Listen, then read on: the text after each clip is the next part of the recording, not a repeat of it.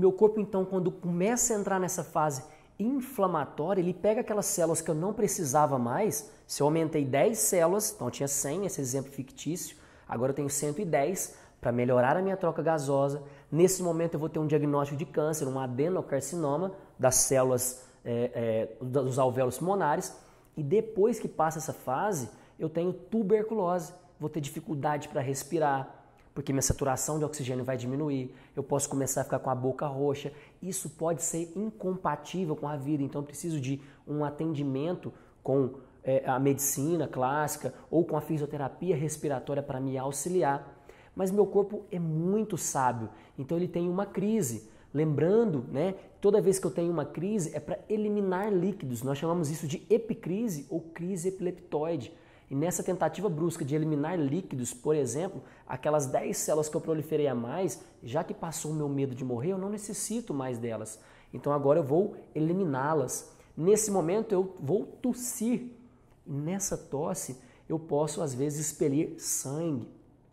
Eu posso ter catarro amarelado, muco esverdeado. E muitas vezes quando eu começo a tossir e sai algo amarelo, verde, ou se sair sangue, eu fico com medo de morrer novamente. E eu reativo esse medo iminente da morte e acho que eu não estou melhorando. E muito pelo contrário, eu estou progredindo nessa lei bifásica. E olha que interessante, quando o paciente entra na PCLB, na fase de cicatrização, ele fica revivendo isso constantemente, ele pode apresentar quadros de fibrose. E eu vou ter diagnóstico de fibrose pulmonar. E essas cicatrizes, elas começam a dificultar o funcionamento do pulmão. Então, uma fibrose pulmonar é um paciente que viveu várias vezes conflitos recidivantes de medo iminente da morte ou de uma ativação dos brônquios, que é um outro conflito totalmente diferente, tá? Mas a fibrose é exatamente uma cicatrização exuberante de situações recidivantes. Em 2019, um paciente me procurou com uma alteração, um diagnóstico de neuropatia periférica, lesões dos nervos das pernas, com dificuldade para andar, para se equilibrar. E aí, quando ele me procurou, nós fizemos uma avaliação através da estabilometria, que é um aparelho, um software que avalia os desequilíbrios do meu corpo, onde um normal é eu desequilibrar em torno de 1 centímetro. Mas olha que interessante o quadro desse paciente. Então, quando nós fizemos a estabilometria, ele tinha um desequilíbrio de 9,4 centímetros, quase 10 centímetros de oscilação. E muito interessante, quando a gente reavaliou alguns meses após, em torno de 7 a 8 meses, esse paciente, quando a gente avaliou então, em dezembro foi a primeira avaliação, em agosto foi a segunda avaliação. Nessa segunda avaliação, ele já tinha um equilíbrio de 5 centímetros. Ou seja, ele melhorou quase 50% de uma doença que não teria cura dentro da visão da medicina clássica. Mas como que esse paciente chegou a um quadro de ter alterações neurais? Eu vou voltar um pouquinho a história para você entender. Ele teve um diagnóstico de aneurisma da aorta do abdômen. É uma artéria muito importante que é localizada na nossa barriga. E esse aneurisma da aorta do abdômen, ele recebeu um diagnóstico onde ele teria que fazer um procedimento cirúrgico. No entanto, o médico que deu essa informação explicou para ele que a qualquer momento poderia ocorrer uma ruptura e ele poderia ir a óbito devido à hemorragia. E quando você entende as leis biológicas, você sabe que a túnica interna, a parte interna dessa artéria, quando ela diminui a sua função, ela necrosa, a parte externa, que é a musculatura, ela reforça. E isso acontece ao contrário, se a musculatura diminui sua ativação, a parte interna prolifera, sempre para manter a função desse órgão vital. Então, para nós, das leis biológicas, é impossível você ter uma ruptura sem ter um pico de pressão muito grande, seja uma pressão arterial muito intensa, ou seja um trauma na barriga, como por exemplo, um acidente de carro e o volante entrasse na barriga dele, fizesse uma pressão muito grande, aí poderia sim ter um problema. Mas simplesmente devido às atividades diárias dele, era muito impossível, dificilmente, era muito provável, né, que isso iria ocorrer. E quando ele recebe esse diagnóstico de que ele poderia ir a óbito a qualquer momento, devido a esse diagnóstico, ele ficou com medo eminente da morte e ativou os alvéolos pulmonares, como a gente viu no slide anterior, e ele então teve um adenocarcinoma no pulmão, sem sintoma algum. No entanto, como ele estava fazendo exames de rotina, ele diagnosticou esse câncer no pulmão, retirou o pulmão direito e ficou apenas com um pulmão. E nós, seres humanos, devido à evolução genética, né, a filogenética, nós precisamos, para sobreviver, de apenas um pulmão e um rim. Mas, logicamente, é muito importante que ele tivesse os dois órgãos. Se ele tivesse esse conhecimento das leis biológicas, talvez não teria feito esse tipo de procedimento. Mas, como ele retirou o pulmão, ele começou a fazer um procedimento chamado de quimioterapia. E a quimioterapia lesionou os nervos periféricos, porque ele é um potente simpático otônico. Ele viveu muito tempo fazendo a quimioterapia. E ele começou então a ter alterações para andar e um monte de coisas. E aí ele me procurou em dezembro, né, de 2019, com esse diagnóstico de não conseguir andar. E eu tive que voltar um pouquinho mais, né, para não delongar muito. A gente analisou os exames de sangue. Eu sabia que ele estava vivendo um problema relacionado ao sangue, estava ativo. Eu sabia que ele estava ativando um programa biológico do rim. Como que eu sei disso? Através da análise dos exames de uma forma bem específica que a gente explica no nosso curso completo.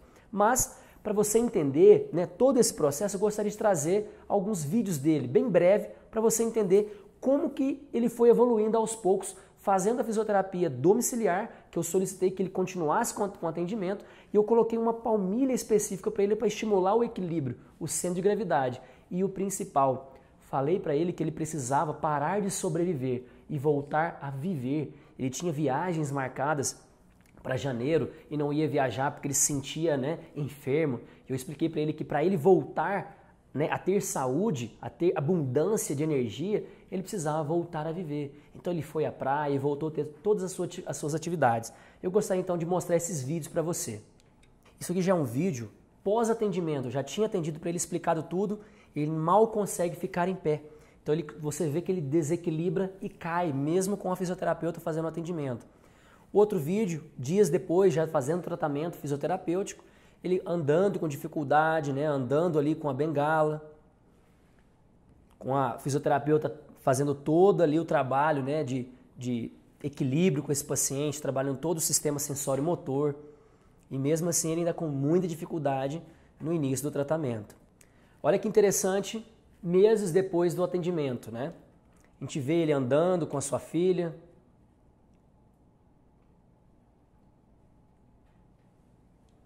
andando, passeando com o cachorro.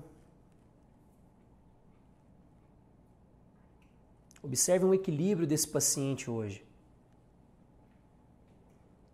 Um paciente que não teria muita resposta de melhora, não teria um prognóstico bom. E mesmo assim a gente conseguiu ter um resultado muito legal. E veja, finalizando agora, como que esse paciente está atualmente.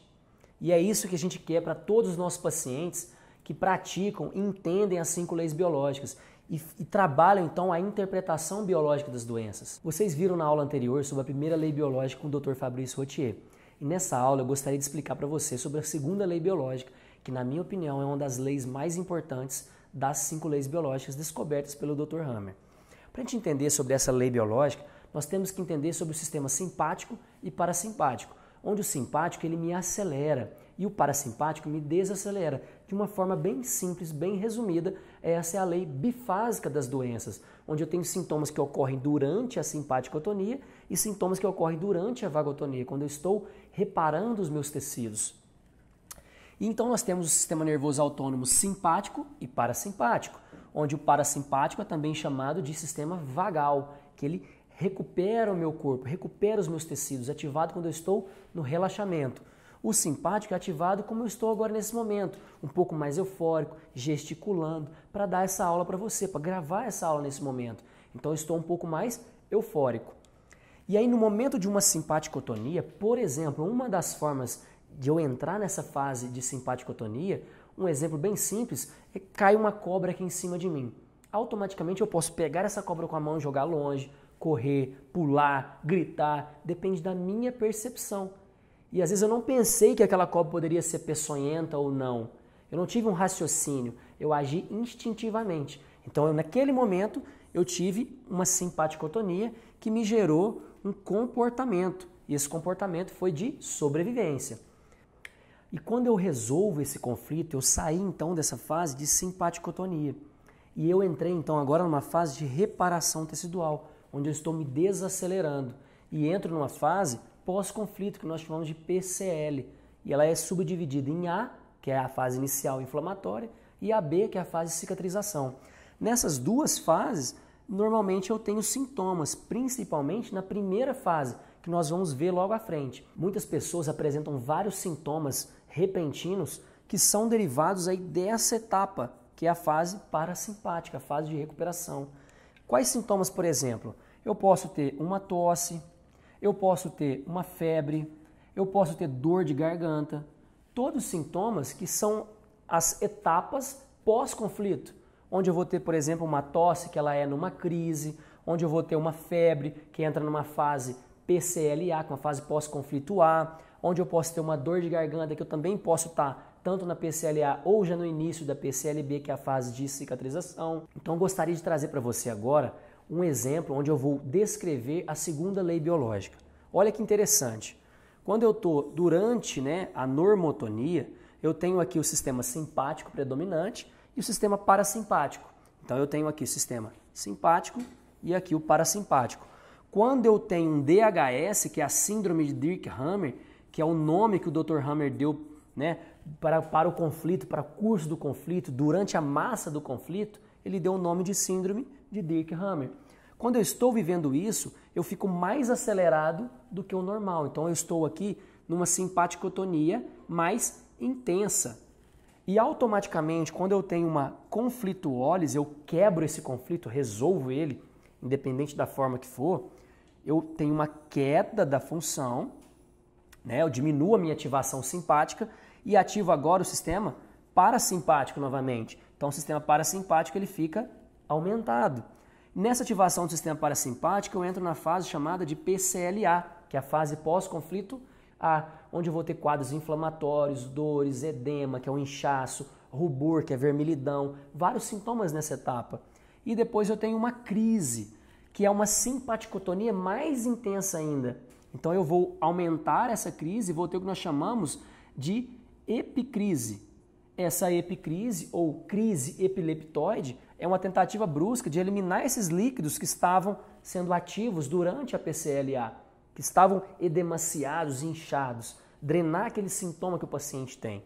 E depois eu tenho uma PCLB, que ela é menos intensa do que a PCLA, porque diminui todos os sintomas de inflamação, de dor, de todos os sintomas que ocorreram na PCLA. Eu entro então na PCLB, que é a fase também chamada de cicatrização. E depois eu entro na normotonia, onde eu vou voltar com o meu sistema simpático e depois o sistema parasimpático. Os animais da natureza vivem essa fase, dessa forma. Os seres humanos muitas vezes ficam revivendo os conflitos. E quando ele entra nessa fase, tem dor, toma algum medicamento, isso pode atrapalhar ou pode ajudar, depende do quadro do paciente. O paciente às vezes pode reviver várias vezes aquele conflito e ele pode voltar para essa fase, depois vir para essa fase de novo. Depende da interpretação biológica desse paciente. Bom, essa é a segunda lei biológica. Espero que você possa ter compreendido um pouquinho sobre o que a gente conseguiu descrever aqui nessas fases, como você viu que o Dr. Fabrício Rotier descreveu lá no câncer de mama, na glândula mamária, explicou também um pouquinho sobre essa fase, mas dentro do nosso curso completo nós explicamos detalhadamente todas essas fases, todas essas etapas de todas as leis biológicas, de todos os órgãos que nós vamos estudar. Espero que eu possa ter agregado algum conteúdo para você. Te vejo na próxima aula.